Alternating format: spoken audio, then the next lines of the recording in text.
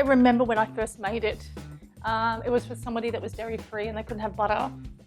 And I made a beautiful herb garlic butter. I know, right? I've got some unbleached baking paper and I've got some alfoil. And this is kind of my trick, how I do this.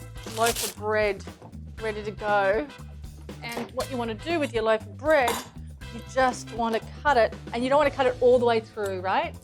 You just want to cut it to there so it holds just on the bottom. I think it's everybody's, most people's favorite food. Garlic, grater, grate. I'm going to put in 1, 2, 3, 4 cloves. Okay, what I'm going to do is just tap this. Now you want salt, and you definitely want pepper. And you want to give that a little stir with the bread, and now you want your herbs. And I'm just going to take those amazing little baby leaves of the oregano. You could have margarine, doesn't matter. Like I said, if you've got thyme, get some thyme in there. My oregano, which I'm just going to watch what I do. This is what I teach at my retreat. When you come to Nourish, we learn how to do all these sorts of little tips and tricks. This is quite amazing. Put 2 tablespoons of oregano, and same with the rosemary. And then I want a couple of tablespoons of the parsley. Now the parsley is going to just bring it home, make it really nice and fresh. And you want to put it into your, I'm just making dairy-free garlic butter, and you want to put it into your oil. Actually, it's a herb garlic butter. And this is where you want to taste it. Oh my God, okay, it's really good. Do you know, it's like a butter. It's pliable, it's not runny. And we want it to be like this. And then you just open up your bread. And I just cover one side all the way through, like this, over the top. And this is where you use your hands and a little bit more seasoning, a little bit more salt. And straight onto here. And then now we wrap it up. And like I said, my oven is on. It is on and ready to go.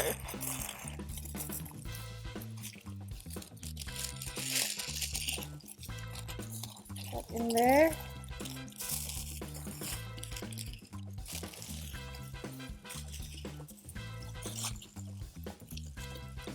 Into the oven, and I reckon 10 minutes max, maybe, don't know, not sure, depending on your oven. I want it to be crunchy on the outside, nice and buttery and yummy and garlic on the inside, and I want it to be piping hot when I bring it to the table and I have my pasta. Okay, so 10 minutes and we'll take it out of the oven.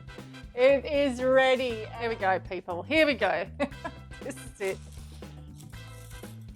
Look at this glory. Crunchy and delicious. And I just want to open a couple up so you can get an idea of how moist and yummy this is. Are you salivating? Oh my God. It is delicious. The day I made this pumpkin loaf, I couldn't believe how moist it was, and I worked out why later. I remember that day clearly. I had no fresh bananas, but I had a load of bananas in the freezer from my 21-day cleanse. So I took a few out, I think like 2.5, and I thought to myself, oh, is this gonna work? I defrosted them, I put them in the bread mix, I baked the bread, and everybody came over that day and thought, this is the most moist bread you've ever made. One of the things that you need to do in this bread is make flax eggs. And so that's 3 tablespoons of flax to 9 tablespoons of water, which I think it's about that much. The next step is making sure all your ingredients are out, you're centered, the music's on really loud, preferably reggae for me, New Zealand reggae. Oh my God. The first thing you can do is grate your pumpkin. Okay, so I have my spelt flour. my coconut sugar, cinnamon, my raising agent, and some beautiful allspice, and a pinch of salt. And you want to give this a really good stir. Those bananas, your flax gooey eggs, vanilla paste, some coconut oil, and then your grated pumpkin. Gonna mix the wet together, just mashing those bananas into the pumpkin and into the flax. So this looks like quite a dry batter, and it is, and there's a technique to incorporating the wet and the dry together, and this is what I'd love you to do at home. So have a look at this.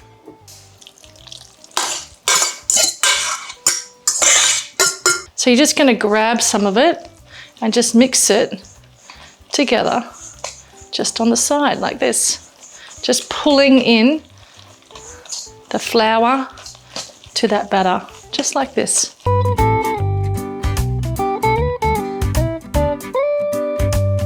I've got a lined bread tin here, which is perfect, and now I want to put the batter into here.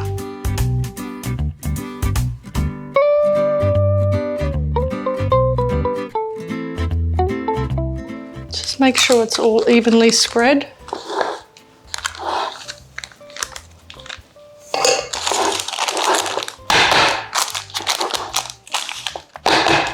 And into the oven it goes. The whole house is going to smell amazing. Oh my God. Hot, hot, hot. Don't get too cocky and think you can just jump into it straight away. Have a look at this tin. I love that. Epic.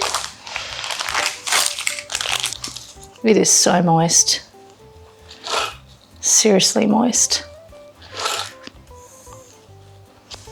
And I'm going to keep this in a container in the fridge. Sealed glass container in the fridge. And it's going to be epic when all my mates come over this afternoon. That's it from me. Enjoy. We made the beautiful banana bread a couple of, I was going to say movies ago, a couple of recipes ago. 1 egg to 1 tablespoon of flax. Now you can use golden flax, brown flax, as long as it's in its whole form, okay, which is really important. This is super, super cool if you have egg allergies or, yeah, you're not into eggs.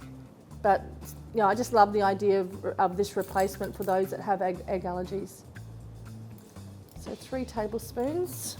Now give that a little bit of a mix. Just stir it around a bit so it gets all gooey and stuff. And this is what it does, it gets super, super gooey. It's going to give that a little bit of a stir. And just set that aside while we do the rest of our cake ingredients. Coconut oil. I love how this measures. Like, it's just so cool. To 130, yep, perfect. That's going to go straight into my mixer. So now I need my bananas.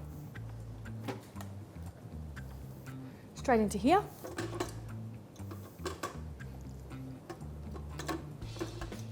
And I need 100 mils of coconut water.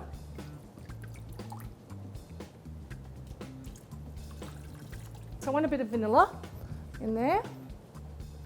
This mixer is awkward but fantastic. Need to mix this so it breaks down, okay? Okay.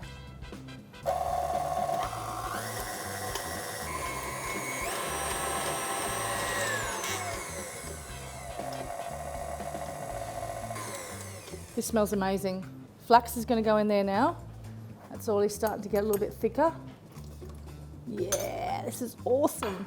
Okay, and we're going to blend that through. Okay, I need some spelt flour. I need to put that in here. So coconut sugar. Oh, this caramel goodness. Straight into here.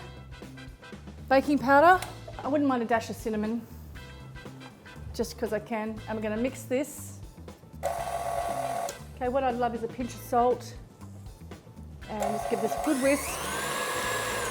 Not for long, we don't want to over whisk, remember? So 5 seconds.